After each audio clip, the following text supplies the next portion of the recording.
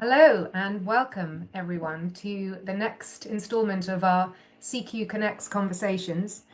Just as a reminder, the idea behind this series was to create a space for informal conversations for those operating within cultural intelligence, whether they're facilitators, trainers or coaches, or just people who are embracing CQ within the organizations they work for. Perhaps they've commissioned some training and want to tell us about what impact that's had.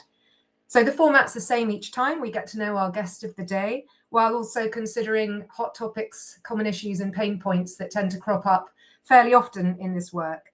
And today we're going to be talking about what stops managers from getting ahead, what stops them succeeding in their roles and in their careers, and where CQ, as we call it, comes into that. But before we get into the meat of the conversation, I'm just going to say a few quick words about the Cultural Intelligence Centre and what we do for those of us who are watching who may be new to all of this. So my name's Polly Collingridge, and I'm a CQ certified facilitator and general manager of the Cultural Intelligence Centre UK. We're a global training and consulting agency headquartered in the US, and we've been around since 2004. So for the last 2 decades, really at the forefront of research in this area. Our mission has always been to empower individuals and organizations to thrive and in an increasingly diverse world. The CQ model has been cited in over 1,000 peer-reviewed studies, and our clients come from a variety of sectors. In the UK, that includes the NHS, leading universities, and multinational corporate enterprises. We help those clients to improve communication, reduce conflict, make their teams more effective, and really by harnessing the potential of all of their diverse perspectives so that they can get the best out of their employees. Cultural intelligence itself is one of those really confusing terms that gets bandied around interchangeably with others like cultural awareness, cultural sensitivity, cultural competence. But when we talk about cultural intelligence at the CQ Centre, we're referring to a specific, measurable, academically proven skill, the ability to relate more effectively to those who are culturally different to yourself in some way. It's distinct from emotional intelligence and personality attributes, and it's something that everyone can develop.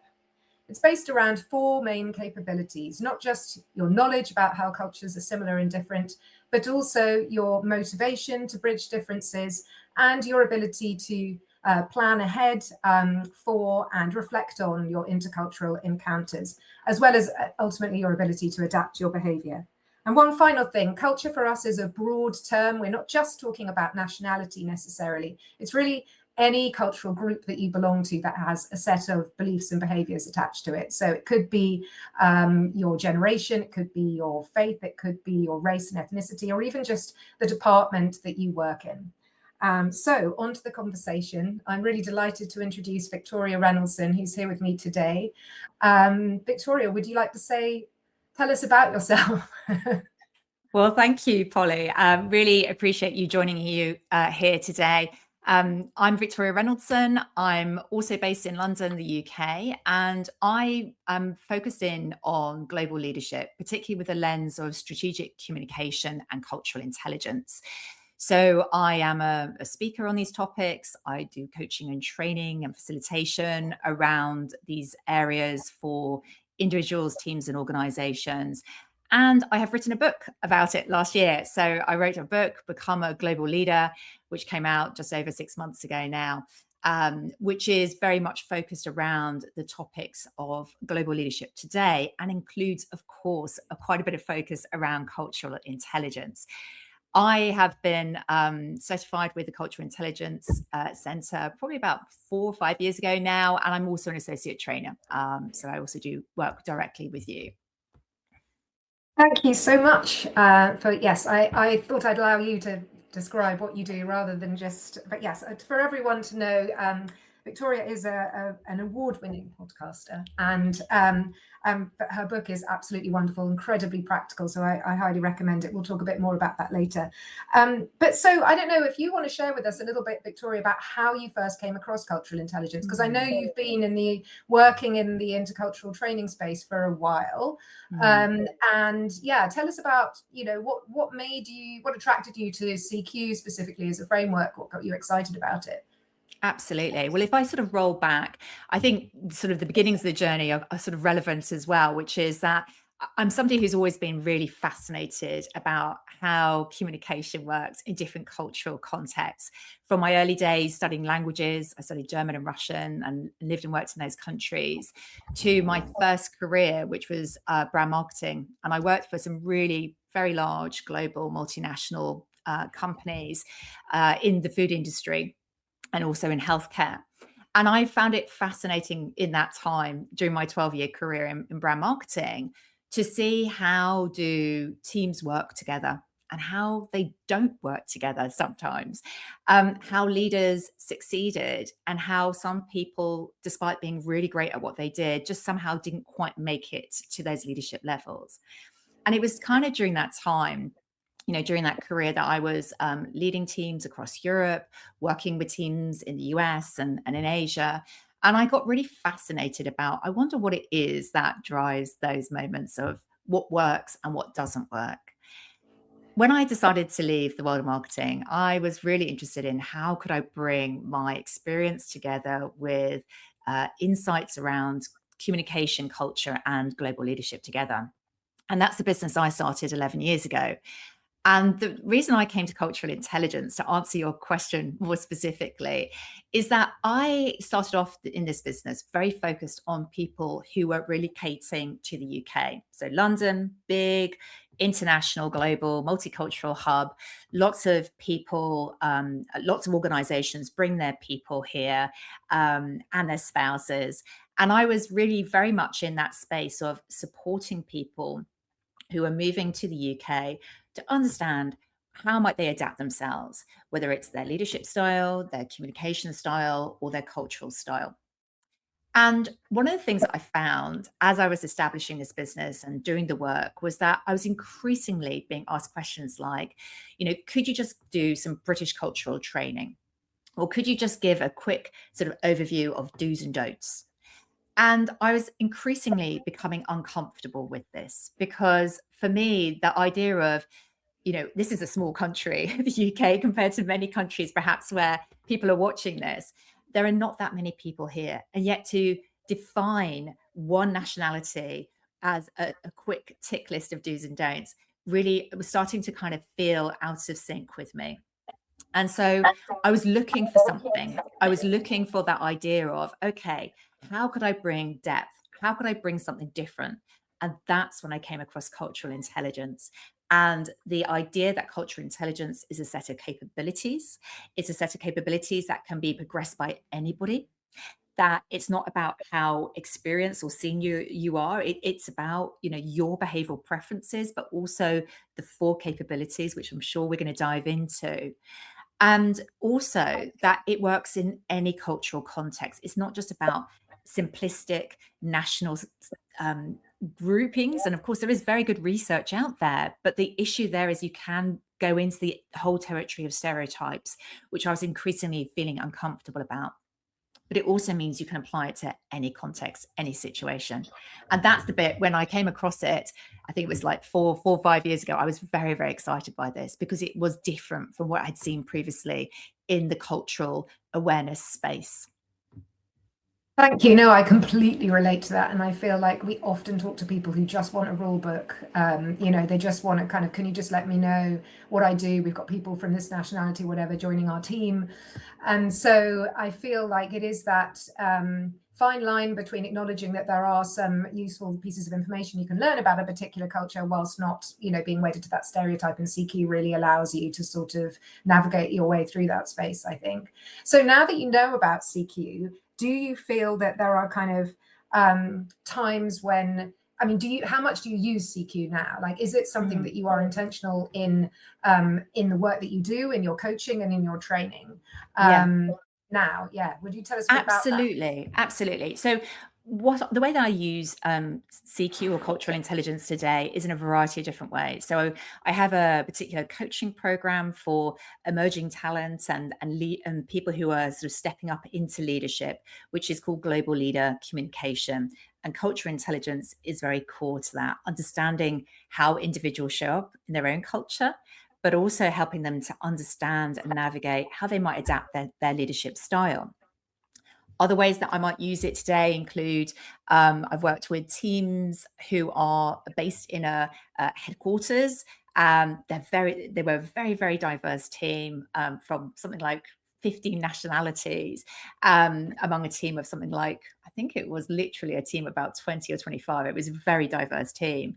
And for them, it was about helping them understand each other and how they communicate with each other, but also helping them communicate with markets, which is something I had my own experience in when I was working in marketing, both working in a strategic headquarters, but then also working in the market in the country. So again, that comes with certain dynamics around challenging conversations, being able to influence, having impact with people, and being able to navigate all of that everything that goes with that as well. But also, I still get asked a lot to do support people who are relocating. So I'm particularly working with an organisation at the moment who are relocating a number of leaders to the UK to work in quite a complex JV organisation, and helping them think about, although they may be very, very experienced leaders, how do they adapt their leadership style?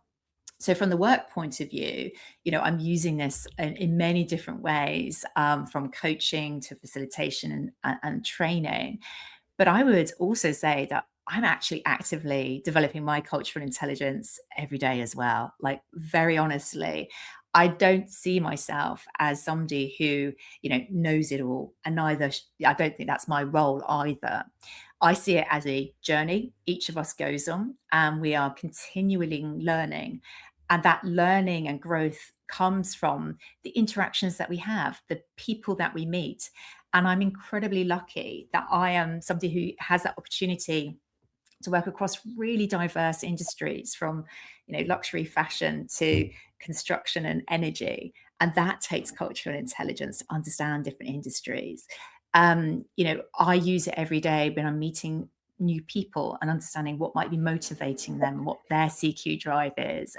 But it takes my CQ drive as well to really understand why I'm doing what I'm doing. How do I learn more about people? But then also, I think CQ strategy, the third pillar, the third capability, I think is really key as well. Really recognizing you have to actively plan to do something different. And that takes quite an experimental mindset as well. Yeah, I feel not all of us are. I mean, I know for myself that strategy is probably one of my weakest capabilities. So the four capabilities, for those who don't know, are drive, knowledge, strategy, and action, which I alluded to when I introed it. But strategy for me is definitely one that I'm not naturally a strategist. So Yeah. it does take, but that's the part where I think that makes a difference between just knowing stuff and then actually, adapting your behavior. It's a crucial in between stage, right? Yeah. I mean, I think, on that point, I mean, I work with people who are really working under incredible pressure, and they often don't have very much time at all. They are often in many, many meetings. They don't have lots of time to sit back and strategize and think, okay, how am I going to approach this conversation or this meeting? So the way that I use it is to be very practical. The CQ strategy has three elements to it. It's about planning, it's about awareness in the moment, and then it's review, sort of doing differently. And that doesn't have to be an enormous activity. I think for me, it's really, the way that I talk about it in my work is helping people to realize that it just takes a pause. It just takes a couple of minutes. But unless you insert it deliberately, unless you put the intention to think about it, nothing really changes. So you've really got to be quite intentional about ensuring it happens. And that might be creating habits around, I don't know, a timer, or scheduling a 5-minute break between a meeting, just to think about an important interaction that's coming up. And that's the other point. It doesn't have to be for every meeting or every conversation. but it's for the ones that really matter, where you want to have that influence, the visibility, the impact. That's where it really pays dividends to focus in on CQ strategy and see what you can change. But it is really, for me, the way that I've increasingly started to think about CQ strategy is that it's a series of experiments. You never really quite know, even if you plan, you never really quite know what's going to happen, how the other person's going to respond to you, whether they'll receive that neutrally, positively, negatively. They might react to what you're saying. So it does require you to continually adapt and recognize sometimes these experiments won't work. So then there has to be an experiment 2 or 3 for the situation. And that requires a slightly different mindset from going in with, well, that's the plan, that's the agenda, that's what we're going to stick to, but rather going in with a, if this, then that. Maybe if they do that or say that, maybe I'll go down that route. And it's much more light of foot. Yeah. Yeah. Sort of just seeing it as a series of experiments, as I think you said, just a very kind of light touch way, rather than this is the be all and end all if I get it wrong. But is that, I mean, is that, do you think, we've sort of segued into my next question, which for you, which was around how are you helping managers who are feeling stuck? Like, what do you feel is holding people back, and where CQ comes into that? And is being time poor one of them, or is it also just feeling like there's all too much at stake and not being kind of light touch enough? Like, are those two of the things you would say? I'm just curious to know, what do you think are the biggest issues? Excuse me. So I think kind of going back to I suppose what we set out to talk about, which is those middle managers who maybe are aspiring to become leaders. If I come back to that audience, it's probably less about those people being time poor. I think it's probably much more for them about what they often say, and the people that I work with are often saying to me things like, well, I feel like I should be like this to be seen, to be heard, to be promoted. I feel like, I have to be this way in leadership. And what they mean by that is they often see people who are succeeding in rooms who are loud and extrovert and confident speaker, and people pay attention to them. And that can be deeply frustrating.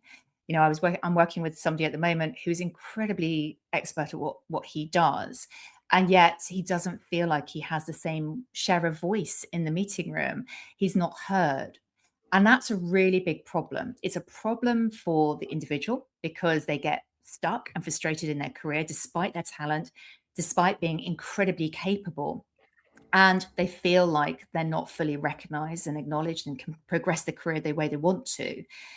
And it's actually a really big problem for the organization as well, because from the organizational point of view, it often means what's happening is that the loudest voices are being rewarded, and that the attention is being paid to the people who can sort of almost shout the loudest in the room, whether that's virtual or in person.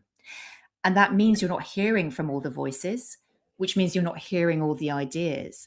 And that risk is those valuable ideas, that amazing contribution is getting lost from the team, from the organization. So where does cultural intelligence come into all of this? I think, for me, it's kind of recognizing that what I've just described is probably a very Western style of leadership. It's a very North American / British / Western Europe style of leadership, but it's not the only way to be a leader. And what I encourage people to really think about when they're working with me is not, pretending to be somebody else or putting on a mask to emulate some of these qualities and characteristics or ways of behaving, but instead to really ask themselves and define what their sense of leadership is. What is that about? And that's tapping into their behavioral preferences, tapping into their strengths and what they know to be true about themselves. But then really I talk about it in my book, really ramping that up and expanding on that. And so it becomes much more true to them. I mean, I hate to use the word, but it comes up a lot authentic, authentic to who they are, rather than them pretending to be who they're not. And that you can do that, but it takes a lot of energy and it takes a lot of effort and time, and it's actually really exhausting. And it's also not sustainable. So for me, it's really about, therefore, like, how can you really understand yourself and then really expand that version of you? From an organizational point of view, I think the challenge is, how do you really encourage the voices? How do you encourage hearing from people in a way that is not just, can you unmute and tell us what you think? That doesn't work for everybody. So if I'm hearing you right, it's like CQ offers a framework and the behavioral preferences that we've been alluding to, which are kind of culturally influenced behaviors that show up in the workplace. An understanding of what those things are helps somebody kind of analyze what they need to kind of dial up and down, I guess, and how they can try and be, but they do that still doing it in their style, like still feeling confident that they can do it in their way. So it's a mixture of adapting, but also staying true to yourself. Yeah, I think sounds difficult to get your head around. Yeah, it's a tough one. And the way that I always describe it is, like, I want you to imagine like a really big volume dial. And we all have our natural center of gravity. So let's imagine, with my particular behavioral preferences, my center of gravity for how I show up on a particular behavioral preference is around a 4 or a 5.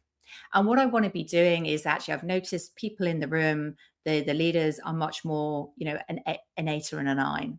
It's And not this that might I'm be, just to interject, this might be yeah. like, to give an example of a preference, it might be, I work with a lot of indirect communicators and I'm really direct, let's say. Yeah. Do I need to tone myself down a bit, or in the other, or yeah, the other way Or around? the other way around. Yeah, you're a really indirect communicator and you realize you need to be more direct. Maybe you've even had feedback around that. I think the objective is not to sort of flip and sort of go suddenly to 8 or 9 if you're at a sort of like 4, but actually to just really think about range. And range is really helpful, which is, if you're an average of 4, then you might be, in the range of, say, 2 to 6 sometimes, and you can find ways to kind of flex it. So the point is, for me, is that you're always going to have your natural center of gravity. And then we're just trying to move the dial a little bit one way or another. When we notice there is a difference, we can think about this. But the other really important thing for me is, it's always a choice. And there are particular contexts, particular situations where you might choose not to adapt. Actually, it makes much more sense to stick to how you're being. And the best way that I heard somebody describe this once was that they were a very direct communicator in a context where the team was quite mixed. There were some direct communicators, there were some more indirect communicators. And what he said is, oh, before I say anything, like, I know I'm going to be quite direct on. I said, and this particular person was Estonian. He said to me, oh, what I say is, I'm going to be very Estonian now. So he framed it. He framed what he was doing. And I think that's also really helpful for people sometimes. We don't have to change who we are, but we can frame what we're doing and explain why we're doing it. And I thought that was a really smart way to introduce this idea of how and why he would choose to show up in his natural style and why he'd want to continue doing it that way. Yeah, I like that a lot. And I know of some of our clients who use the language of the behavioral preferences to do exactly that, to say something like, I'm saying this because, oh, I'm really, I'm expressive. I score high on expressive, by the way. So this is why I'm being like this. It just kind of allows everyone to hold that in mind and kind of give them a little bit of grace if perhaps they're being a bit too much or whatever. Yeah, but that's where you need the behavioral preferences to give that common language in a context, so a group or a team, because otherwise, if you don't have that common language, then the terms of the behavioral preferences are designed, I think, to give you that way to talk about the differences in a non-judgmental way. If we don't have that, then what can happen is we end up either dismissing ourselves and being a little bit self-depreciating, or alternatively, we're just not really connecting to the group. We're kind of labeling behaviors good or bad. Whereas actually what we want to be doing is whether, even if it's with a light touch, saying, I'm going to be very like this, this, like, very direct or very expressive. But I'm choosing to do that. And I think that's also very, very helpful in a team environment. Yeah, yeah, yeah. And I'm mindful of time. We've got 5 minutes left. So I didn't say earlier, but if anyone has a question and would like to post it in the comments, please do. In the meantime, I wanted to ask you, we haven't talked about AI in this conversation, but you and I have had previous conversations about where that comes into the mix with everything. How do you feel that impact? Does that expose, does AI, that more people using AI more, do you feel that exposes, makes it harder for leaders, or exposes poor leadership, I suppose, is what I'm trying to say? Yeah, I mean, there's a lot going on in the landscape right now, right? So for those who are watching live or around this time, we're recording in June 2026. So there's a lot happening in the world, and AI is one of those big shifts and changes happening, and it's all contributing to a huge uncertainty. Like I've kind of described it recently on a podcast that's coming out as, it used to be that you kind of go through a wave of change and then you'd kind of, everything would be stable for a while and then you come back in. But now you're just kind of, everybody's kind of riding the waves permanently. That, changes, the uncertainty is just the kind of way that things are happening right now. So I think AI is part of that. But what does that mean for leaders? I think really specifically, it's really hard to be somebody in that old model of leadership who is being promoted because they know the most, or they are the expert and they've just naturally been promoted through the ranks for that expertise that they happen to have. I think it's much more today that we have to focus in on being human leaders, to have the human capabilities to be able to connect with people, which of course is where cultural intelligence comes in. And in my book, I talk about 4 pillars behind those human capabilities: confidence, clarity, connection, and challenging conversations. And I think, for that sort of old model of being the expert, having the answers, providing certainty to people in the direction of we're going that way and we're going to keep going, just isn't true today. So I think what AI exposes instead is actually what leaders need to be is much more agile, much more experimental. We've already talked about experiments today. And even if they can't provide certainty, they need to provide clarity. And that's also strategic communication. Be able to provide that level of clarity of what is known today, what is still not known, what's going to, the gap, and what's next. Because sometimes priorities are needing to change, not just like on a 3-year strategic plan, as used to be the case, or even 5-year strategic plan. I think I did at one point in my marketing career. It's now like this month, this week. Yeah, I think really things short term. Short term. And I know it's like time is one of the behavioral preferences, but I think everywhere time is collapsing and becoming much more about this short term piece. Yeah, no, that's super interesting. So I don't know if you can just tell us a little bit about what's in store for you is coming in. Absolutely. Well, lots of exciting things, Polly. I'm very, very excited. So the book obviously came out last year, but good news and exciting news is the audiobook is coming. So I'm about to record that. And I'm actually going to include a bonus chapter in that because I feel like so much has changed in a year since I finished writing the manuscript that it needed and deserved an extra chapter, which is going to be very focused on this topic and theme around human capabilities in this moment we're living in, how to navigate the environment as a leader. So that's coming very soon, coming out later this year. The podcast you mentioned earlier on, thank you. So the podcast, we're coming up to 200 episodes also this year, which is very, very exciting. So I've had lots of guests on the show, some in the cultural intelligence space, but also I create solo episodes where I share as well. And then events. I have found there is much more need these days for not only virtual connection, but in-person connection. Yeah. And I'm finding that the emerging current future leaders that I work with are needing a space to connect and to think and to almost step back. And so I'm creating a lot in that area right now.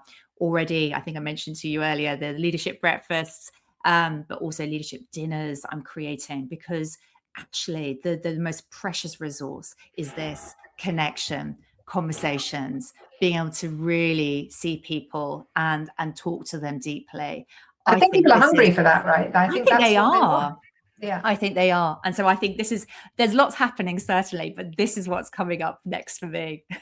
Oh, that's brilliant. Thank you. And thanks for sharing with everyone. I'm excited for you. I'm excited for the additional chapter. I think this is the way of it for authors these days. Well, the world is so fast paced, as you're saying, that you constantly got to keep up with sort of new information. But thank you so much. How can people, just let us know, how can people get in touch with you? I assume they can message you through LinkedIn. And where can they find your book if they would like to buy it? Absolutely.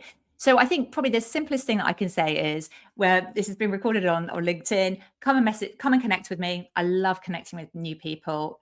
Let's message me over there if you want to. Yeah, actually, I'm going to offer, just spontaneously, I'm going to offer my author price for the book. If you'd like to access that, a slight discount, then please just message me. I can give you the code for that. You can find Become a Global Leader, the book, on Amazon. And do come and listen to the podcast if that's something you'd like to get some more ideas, strategies around strategic communication, global leadership, and cultural intelligence. You're really welcome to come and listen. Weekly episode comes out every Friday. And this week the podcast is all about uncertainty and clarity in uncertainty. So very much in line with our conversation today. Absolutely. Indeed. Thank you so much, Victoria.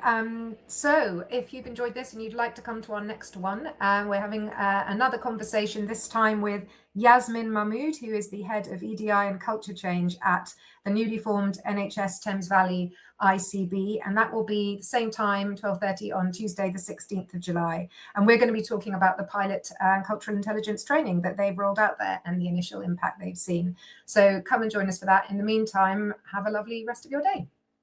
Thanks, Polly. Thanks, everyone. Thank you.